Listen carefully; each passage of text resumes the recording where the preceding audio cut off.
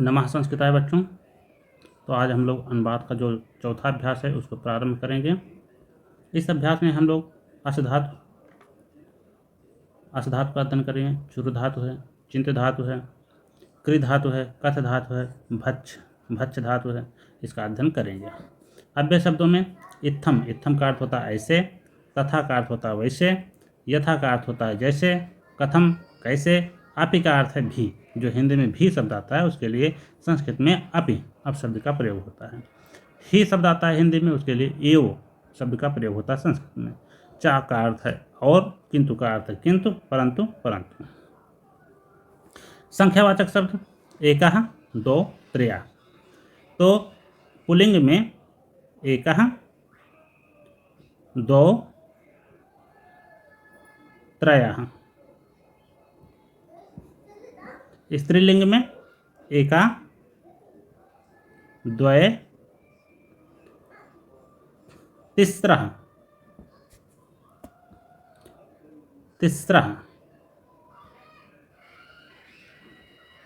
इसमें तीसरा ऐसे रहेगा,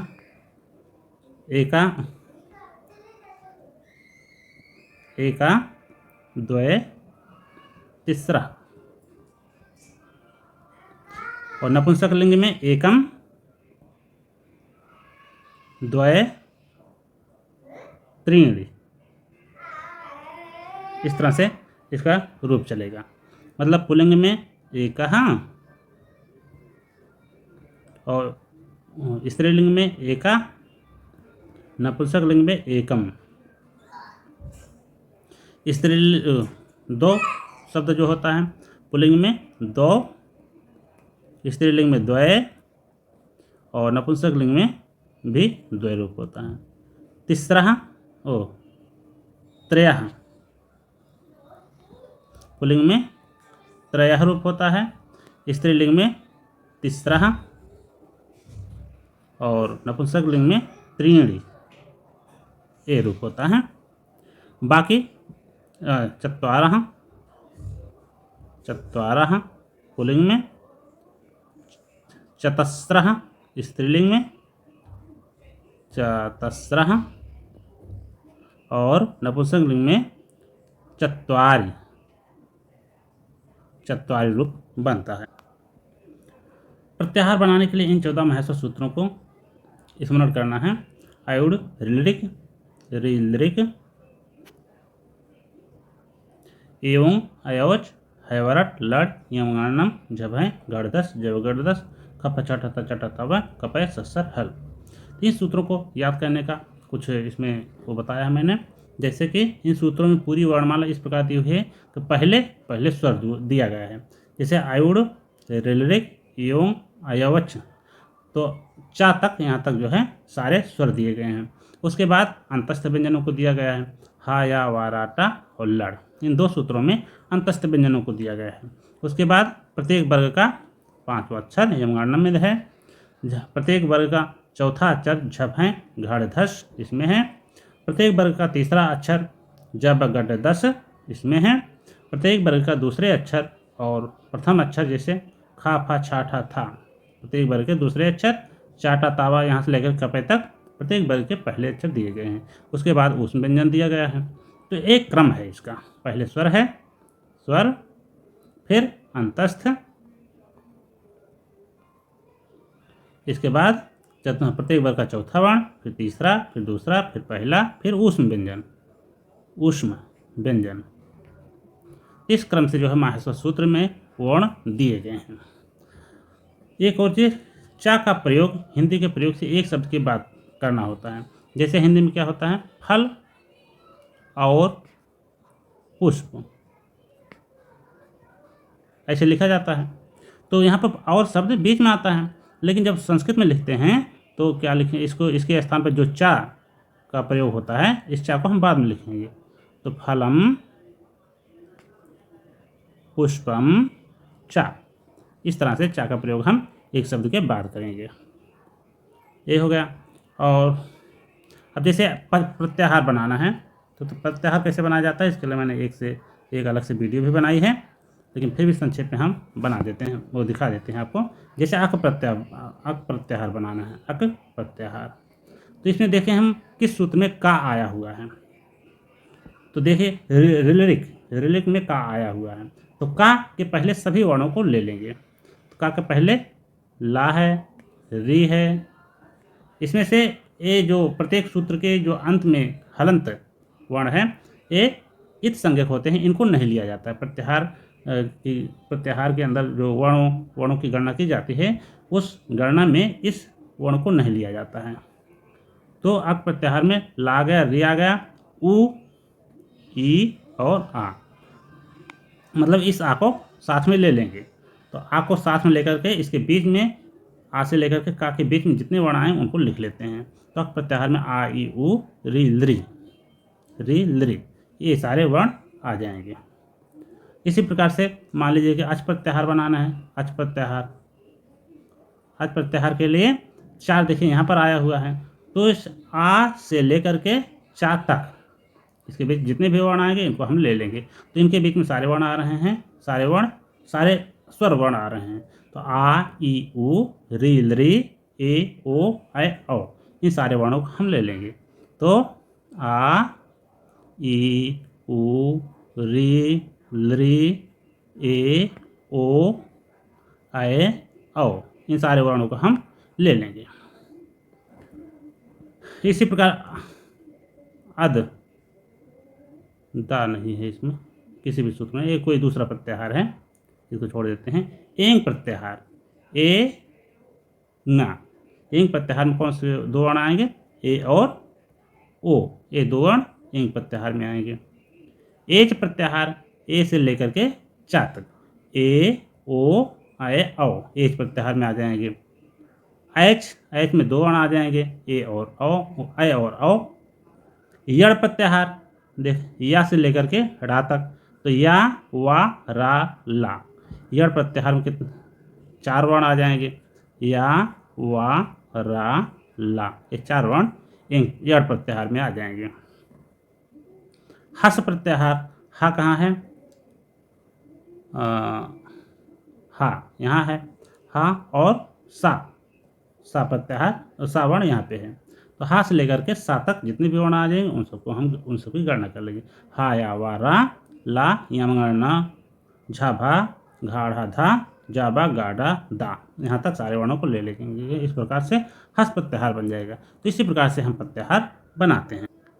अब यहाँ पर कुछ उदाहरण वाक्य दिए गए हैं, जैसे एकः मनुष्यः अस्ति, एकः मनुष्यः अस्ति, एक मनुष्य है। 2 चालको स्तः, 2 चालक हैं। चालक मतलब चलाने वाले, गाड़ी चलाने वाले। तो 2 चालक हैं। त्रयः निरपाः सन्ति, 3 राजा हैं। तो यहाँ पर देखिए ये जो पुल्लिंग शब्द है बहुवचन में है, तो यहाँ पर जो त्रय शब्द होगा वह भी पुल्लिंग में होगा और बहुवचन में होगा, क्योंकि त्रय शब्द तो वैसे भी बहुवचन में है। चत्वारः ग्रामाः, 5 पुष्पाणि, 6 फलानि, 7 पुस्तकानि, 8 बालाः, ते 9 क्रीडाः कुर्वन्ति, तत् 10 नराः सन्ति, वहाँ पर 10 ही मनुष्य हैं। वयं कथां क्रीडां च कुर्मः, हम लोग कथा और खेल करते हैं, कुर्मः करते हैं। सा 10 पुस्तकानि चोरयत्, वह 10 पुस्तक चुराता है। सः ईश्वरं चिन्तयत्, वह ईश्वर का चिंतन करता है। अत्र पुस्तकं फलं च स्तः, यहाँ पर पुस्तक और फल हैं। अब थोड़ा सा अनुवाद करके हम देखते हैं। ईश्वर एक ही है, तो ईश्वरः एक ही, तो इसके लिए क्या हो गया, एकः, क्योंकि ईश्वर जो है पुल्लिंग में है, तो इसके लिए जो एक शब्द आएगा वह भी पुल्लिंग में होगा। अगर ईश्वर शब्द के स्थान पर कोई दूसरा शब्द होता जो स्त्रीलिंग में होता, तो यहाँ पर एकः के स्थान पर भी स्त्रीलिंग शब्द एका आ जाता। और ही के लिए कौन सा संस्कृत में आता है, एव। ईश्वरः एकः एव अस्ति, ईश्वर एक वचन में है, तो इसके लिए जो है के लिए जो कित शब्द आएगा, धातु आएगी, वह लट लकार में होगी और जो है एक वचन में होगा, अस्ति। ईश्वर जो है ये प्रथम पुरुष का करता है, तो ये भी जो है प्रथम पुरुष की क्रिया हो जाएगी। दो बालक फूल सूंघते हैं, दो बालकों, दो बालकों। अब दो बालक हैं तो हो सकता है कि दो फूल सूंघ रहे हों, तो फूल का द्विवचन का क्या रूप हो जाएगा? फूल के लिए संस्कृत शब्द होता है पुष्प, तो पुष्पम पुष्पे, पुष्पे, पुष्पम पुष्पे पुष्पाण, पुष्पम पुष्पे पुष्पाण। यहाँ पर कर्म है फूल, फूल को सूंघ रहे हैं, तो ये द्वितीय विभक्त दो वचन का रूप हो गया पुष्पे।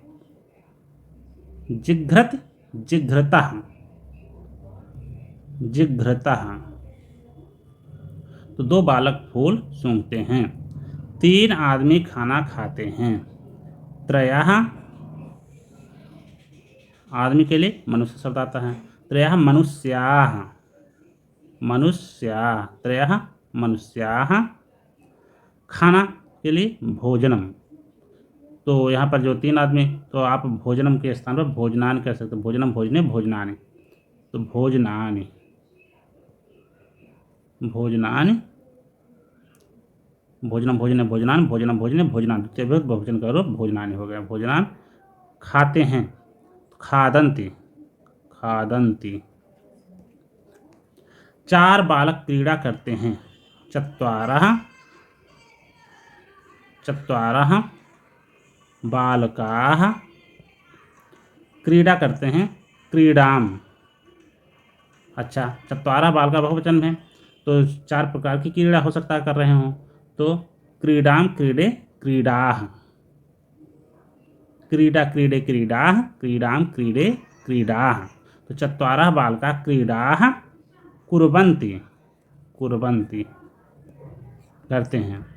तो इस तरह से इनका अनुवाद हो जाएगा। चोर 5 पुस्तकें चुराते हैं, चोर,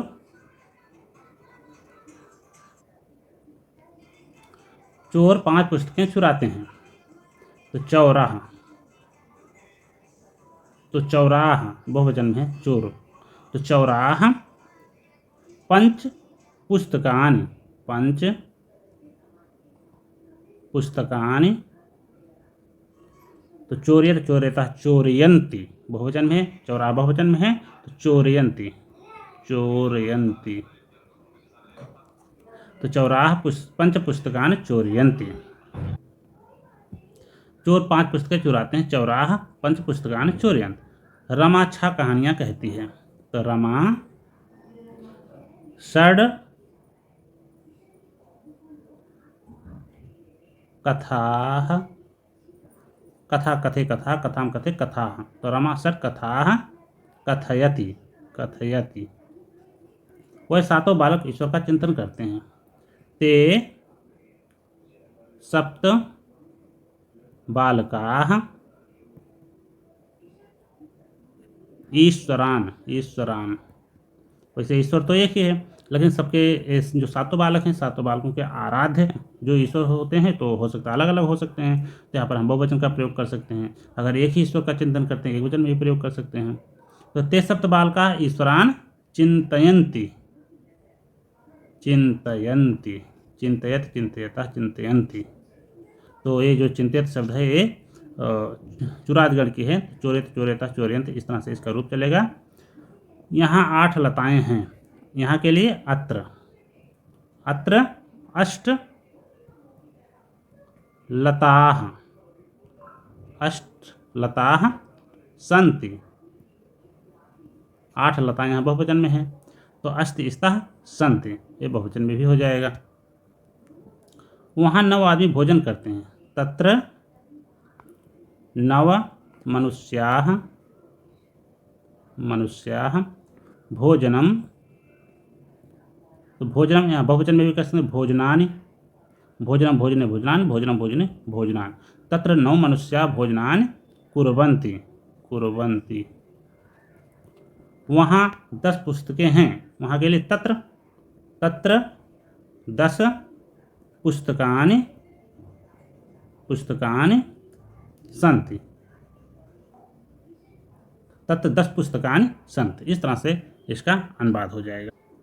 तो इस तरह से आप लोग अनुवाद कीजिए और इन रूपों को भी याद कर डालिए जो मैंने पहले बताए, और बाकी हम लोग अगले वीडियो में मिलेंगे। आप लोग हमारे चैनल को सब्सक्राइब करें, लाइक करें और अपने दोस्तों के साथ शेयर करें तथा इस बेल आइकन पर क्लिक करें ताकि आपको नई नई वीडियोज़ मिलती रहें।